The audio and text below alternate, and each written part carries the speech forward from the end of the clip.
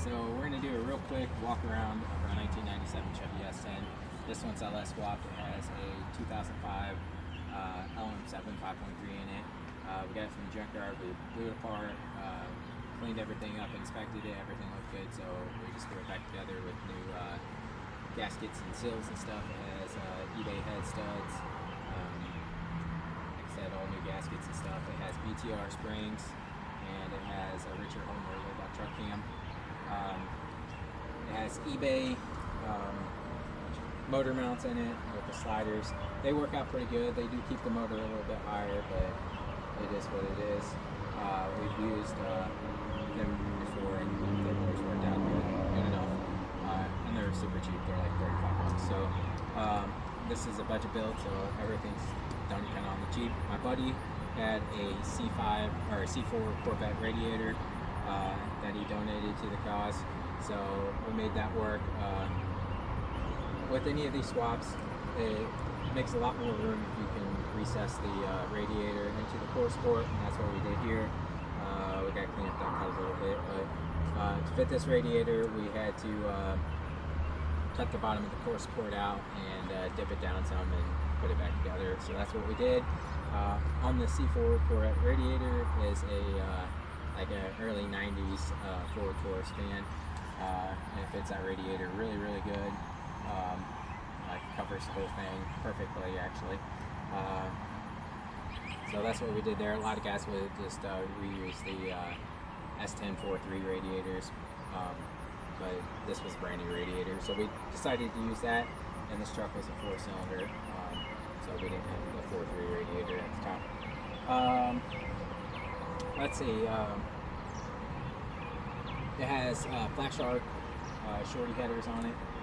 We had some eBay ones on there that were pretty similar, but the flanges never did seal up right, and we got a hold of Flat Shark and they sent us out a new set, so thanks to them for that. These flanges were really straight. This is the first time we checked, and we slapped these on and haven't had any exhaust leaks. So anytime you put a combination together, you know, you're using different mounts and stuff like that, so it's going to change the placement. I mean, we can slide the motor forward and backwards and stuff like that, so no matter what, with any header, you're going to have some kind of workaround somewhere. These ones just barely touch the block, where the block comes out in a little block thing, for lack of better words. So we had to grind that down just a little bit, and the passenger side fit great, no issues.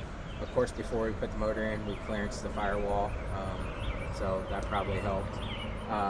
On that side, with pretty much any header you get, you're going to have steering shaft issues, and what we did over here was use part of the stock S10 steering shaft, and then we used part of a Jeep Cherokee steering shaft, and we just welded it together.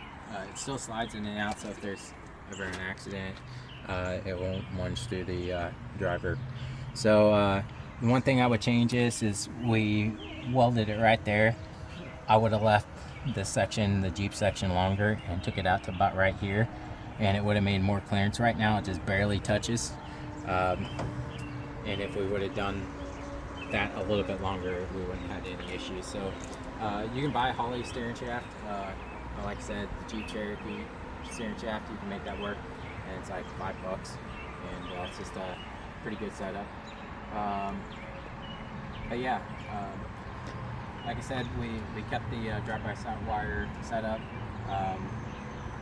We prefer these harnesses because out of the box they're just almost always right, versus the drive-by cable ones. You buy the cheap ones, and they're set up for an LS1, and so you got to change a bunch of stuff on them to make them work right.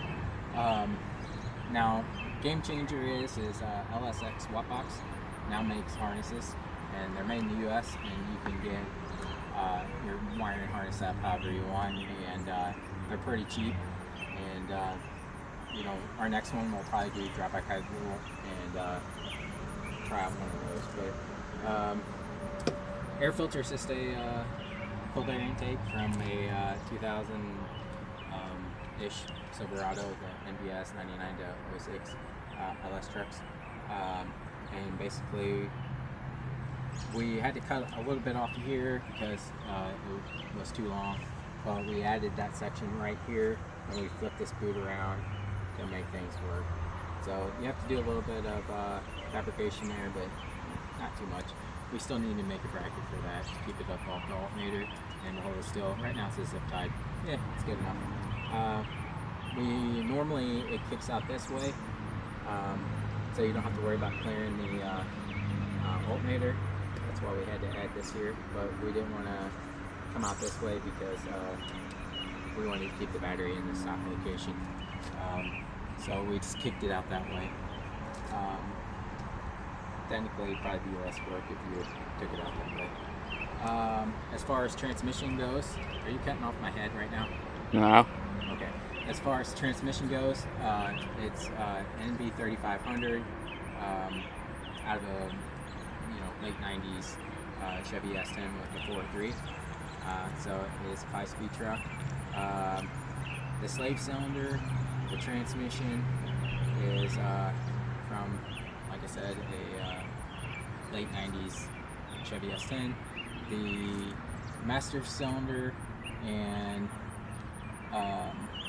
the clutch line is from a stock 97 S10 2.2. So all that stuff works really easy. There's not a lot to it. The clutch, the flywheel, pressure plate, and all that is from like a 99 to 06 4.8 5-speed Silverado. So all that goes together really easy. We use the stock S10 cross member and the stock S10 drive shaft. And the rear end is a stock S10 7.5 rear end with a 410 gear in it. As far as the exhaust goes, it's 3-inch from the header's back. The driver's side pipe comes over and goes into a high flow cat, and so does the passenger side. And then after the high flow cat, it goes into a X pipe, and then from the X pipe, it goes out into Flowmaster Flow FXs, and that's all, like I said, 3-inch. So it sounds pretty beefy. It's just a pretty nice setup overall. If you come over here, Jace.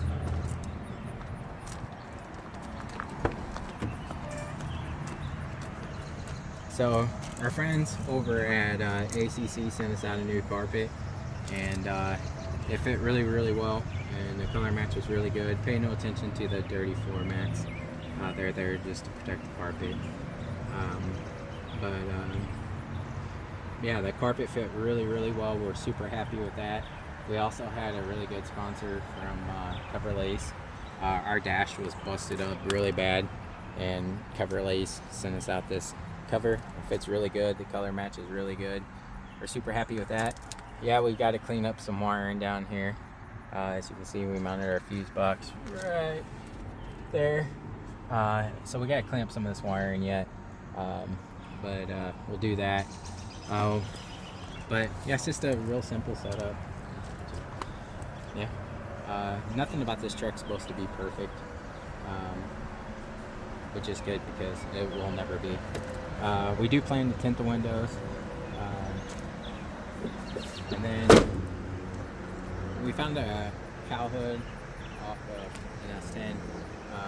We're hoping to be able to go get that today if the guy will respond to us.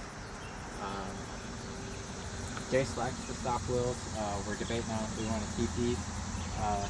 The guy that we bought the truck from had some crazy story about these wheels being special edition red line wheels, and he went on and on about it. But as you can see, they're just painted stock wheels. But they kind of look okay for 20 feet away.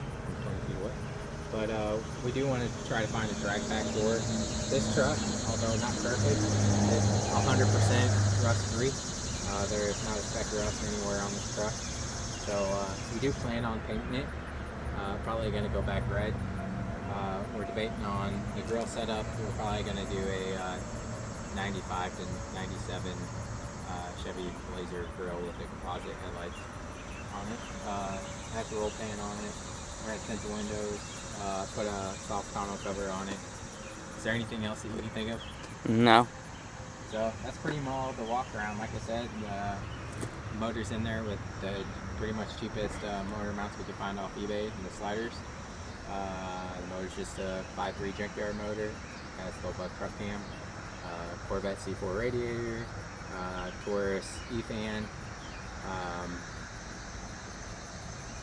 Let's see, transmission's NV 3500 from late model S10 with the internal slave, which is just a stock S10 internal slave.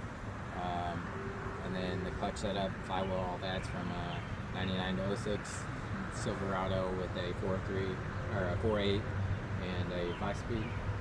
So all that stuff worked easy. The transmission cross member stock, and then the drive shaft is stock.